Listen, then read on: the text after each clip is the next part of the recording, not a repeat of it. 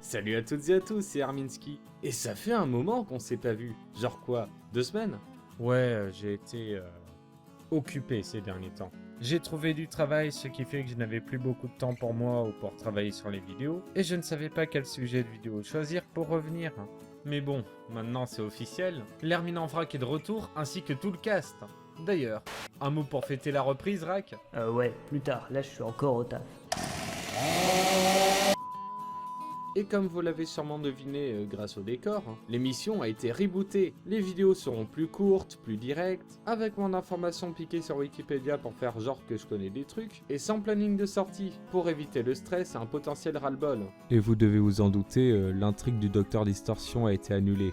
Mais entre nous, c'est pas si mal, parce que les scénaristes ne savaient pas du tout où ils allaient.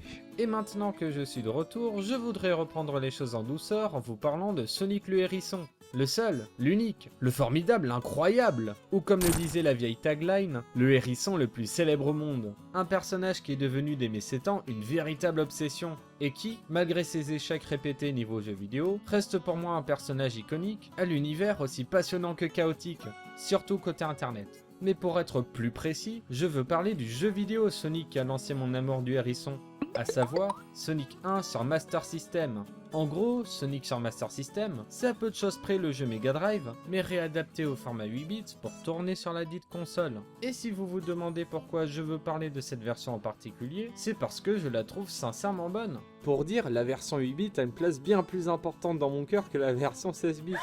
C'est un jeu avec lequel j'ai grandi, qui m'a aidé à forger mon imagination, ainsi que mes goûts en général. Et avec cette vidéo, je vais vous présenter les 3 points qui font que j'adore réellement ce jeu. Et pas d'inquiétude, mon jugement sera complètement biaisé par la nostalgie. Après tout, on est sur YouTube. Numéro 1, la musique est géniale. C'est la seule chose que Sega ne foire jamais avec la licence, et bien sûr, ce jeu n'échappe pas à la règle, car en plus d'avoir une reprise 8 bits franchement propre de Green Hill, les autres zones issues de la Mega Drive ont droit à de nouvelles compositions, et elles sont trop cool, comme Labyrinth Zone, qui, en plus d'être plus jolie que la version 16 bits, grâce à son fond épuré et ses couleurs pétantes, possède désormais une musique qui reflète bien mieux le côté dangereux et mystique de l'endroit. Pareil pour Scrap Brain, qui a maintenant une musique bien plus nerveuse et rapide, faisant bien ressortir le côté urgent de la situation. Et bien évidemment, les zones uniques à ce jeu ne sont pas en reste. Jungle Zone est un véritable banger, et Bridge Zone me fait toujours verser une larme de nostalgie. Pour dire, les musiques de ce jeu sont tellement cool que même celles qui n'ont pas fini dedans envoient du pâté. Ouais, au départ il devait y avoir Marble Zone comme sur Mega Drive, mais la seule chose en restant dans les fichiers du jeu, c'est juste la musique. Ce qui en fait la version de Sonic 1 supérieure. Marble Zone est une zone de merde. Numéro 2, les visuels sont super clean. Comme j'ai pu l'expliquer précédemment, les limitations de la console offrent, selon moi, une vraie beauté minimaliste au jeu, notamment Bridge Zone, Labyrinth Zone, Skybase et les niveaux bonus que j'aime de toutes les fibres de mon corps. Je déconne pas, si je pouvais coucher avec ce jeu, je le ferais. J'ai essayé, oui. Les couleurs pètent, le sprite rikiki de Sonic renforce le côté petit hérisson dans un environnement gigantesque, les zones sont chouettes à explorer, il y a des animations sympas, il y a une bonne ambiance, enfin bref, c'est du très très bon. J'avoue ne pas savoir quel est mon décor préféré vu que je les aime tous, mais je dirais que celui que j'aime le moins, c'est sûrement Green Hill Zone. Surtout à cause du sol, je trouve le orange et vert assez moche. Ah oui, il y a aussi un petit détail très cool dans les crédits du jeu, à savoir qu'on peut y voir Sonic chanter, et c'est sûrement l'une des dernières traces de l'époque où il devait être dans un groupe. D'ailleurs à cette même époque, Sonic devait aussi avoir une copine humaine appelée Madonna, mais les gens préfèrent ne pas en parler pour des raisons évidentes.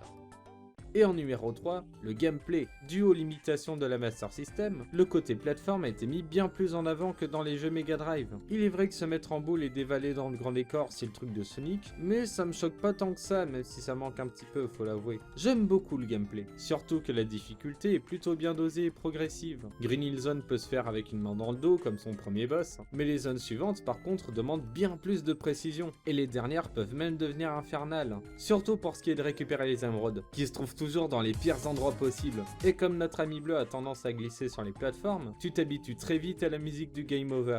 Et ça, Bah ça j'aime bien, j'aime quand un jeu me crache à la gueule et me dit de faire mieux. C'est pas un Dark Souls ou un Hotline Miami, faut pas déconner, mais c'est toujours gratifiant de speedrun une zone après avoir localisé tous les pièges à con, comme les trous et les ennemis en plein milieu du chemin, ou encore les pics soigneusement placés à la fin de ta course, ou encore ceux en dessous de tes plateformes. Enfin voilà, le jeu est dur et ça, bah c'est cool. C'est quoi la suite ? Conclusion. Conclusion.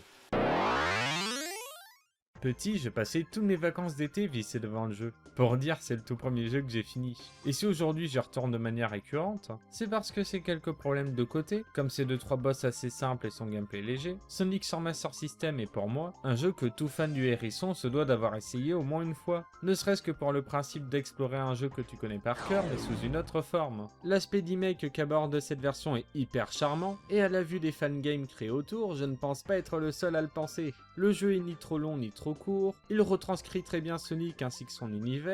Pour dire, ce jeu a été ma première exposition au personnage, et ma transition vers la version Mega Drive s'est faite sans aucun problème. Et comme je vous l'ai rabâché durant la vidéo, il est fun à jouer, regorge de visuels cool et de superbes musiques. C'est un jeu Sonic quoi. Attends, il n'y avait pas eu des suites? Oui, mais ce sera pour une prochaine fois. Et nous y voilà, c'est la fin de cette vidéo. Je tiens à vous remercier d'être toujours présent malgré ces derniers mois d'absence, surtout que ça risque de se reproduire. Je m'en vais travailler sur la prochaine vidéo, qui ne sera pas la vidéo teasée dans le retour rapide de 2021. Le sujet de la vidéo étant assez complexe à gérer, je préfère me laisser plus de temps pour veiller à ce que mes propos soient le plus clairs possible. Et d'ici là, bah, passez une bonne journée, soirée, nuit ou autre. Salut!